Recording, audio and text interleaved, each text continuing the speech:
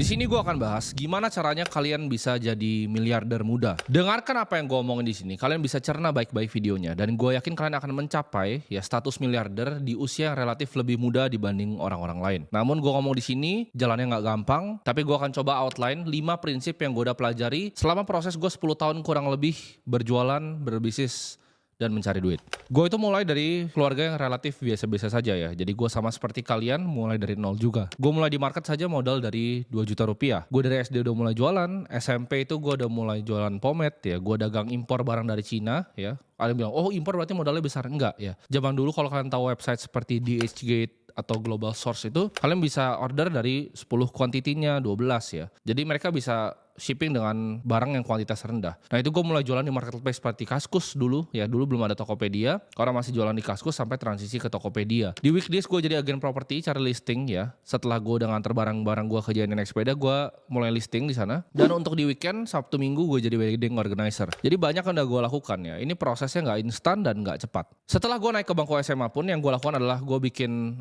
agency ya. Gue jadi bikin perusahaan agency untuk bantu beberapa UMKM untuk meningkatkan omset mereka melalui advertising. Nah itu gue lakukan kurang lebih 2,5 tahun sampai 3 tahun. Nah sebenarnya gabungan dari semua skill set ini itu yang bisa bikin gue itu seperti sekarang ya. Jadi ini nggak tiba-tiba langsung jadi seperti ini ya.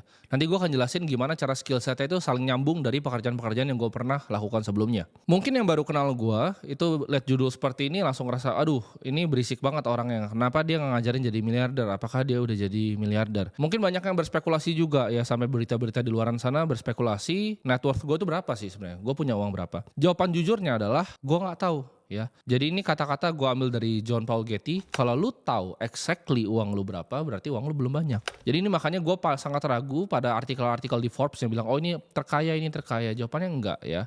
Karena orang yang benar-benar kaya ya, yang ada di Forbes itu, bahkan mereka nggak tahu sebenarnya harta asli mereka itu seperti apa. Tim puluhan akuntan mereka itu nggak tahu harta mereka itu sebenarnya berapa. Gimana caranya jurnalis bisa tahu cuma dari cari-cari saham-saham yang TBK? Ya, jawabannya tidak bisa. Di sini gue pengen share ilmu lapangan gue selama 10 tahun terakhir ya. Dan ini gue yakin bisa diaplikasikan di kehidupan kalian. Gue gak bilang lu bisa langsung jadi kaya ya seperti gue. Gue juga gak bilang kalian bisa capai ini dalam usia yang relatif muda. Cuman ini yang gue janjiin ke kalian. Kalian aplikasiin ini, gue yakin hidup kalian at least level up dibanding diri kalian sebelumnya. Di sini gue pengen samain persepsi dulu. Gue yakin orang itu nggak semuanya ngincer kekayaan sampai gimana-gimana. Tapi gue yakin uang itu bisa membantu hidup semua orang. Gue percaya nggak ada orang di dunia ini yang ditransfer 10M ke rekeningnya sekarang dan itu nggak tersenyum ya. Kalau misal kalian mau belajar gimana cara cari jadi sehat, ya gue mungkin nggak bisa bantu kalian. Kalian mau cari misal gimana cara keluarga bahagia atau kalian bisa happy, itu jangan cari gue. Gue nggak punya expertise di sana. Tapi kalau untuk belajar jadi kaya, gue yakin gue ada beberapa tips yang gue bisa share ke kalian. Nah kaya itu ukurannya seperti apa sih? Apakah total aset? Apakah gimana cara ukurannya? Nah ini gue bisa breakdown kekayaan. Jadi ini kita benerin mindsetnya dulu ya. Kekayaan itu gue bisa breakdown ke 3 sebenarnya, 3 matriks utama. Yang satu adalah liquid kekayaan. Ini adalah kekayaan yang bisa dicairin. Kalau misalnya besok atau dalam seminggu itu bisa dicairin uangnya. Ya itu adalah yang liquid. Yang kedua,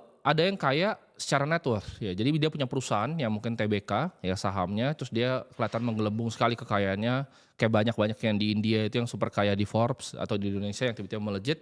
Itu karena kekayaan dari sahamnya. Nah itu gue akan jelaskan, itu beda sekali ya. Kalian punya saham yang TBK sebagai owner, itu bukan termasuk liquid. Nanti gue akan jelaskan. Dan metrik yang ketiga adalah lifetime total spending. Atau gue sebutnya, gue singkat di sini buat video ini adalah LST. Jadi yang pertama liquid, yang kedua itu adalah aset secara keseluruhan. Yang ketiga adalah total spending ya selama kita hidup. Nanti gue jelasin kenapa ini penting. Di sini banyak yang masih ketukar-ketukar ya antara 3 ini. Jadi orang ada yang ngomong seperti, oh dia OKL, dia nggak nora, dia anaknya dari perusahaan ini tapi dia aja nggak nora, dia nggak beli barang-barang mewah. Kenapa? Karena LST-nya kecil. Jadi mungkin asetnya besar ya, misal berupa dia tinggal dikasih sama bapaknya rumah di Menteng, lalu dia diwariskan saham, misalnya bapaknya punya perusahaan perkapalan atau perusahaan logistik, dia diwariskan saham misalnya. Ya 100 miliar, dia punya rumah di Menteng misalnya 70 miliar, tapi cashnya sedikit. Dia mungkin spendingnya kelihatan biasa-biasa aja. Kenapa? Karena LST-nya sedikit. Dia mungkin seumur hidupnya spendingnya sama seperti kalian yang nonton ini. Dia nggak punya uang untuk di-spend dan nggak boleh di-spend karena hartanya disuruh turunin. Jadi orang yang mengglorify OKL ini menurut gua salah, karena kalian juga harus hitung dari LST-nya. Kenapa?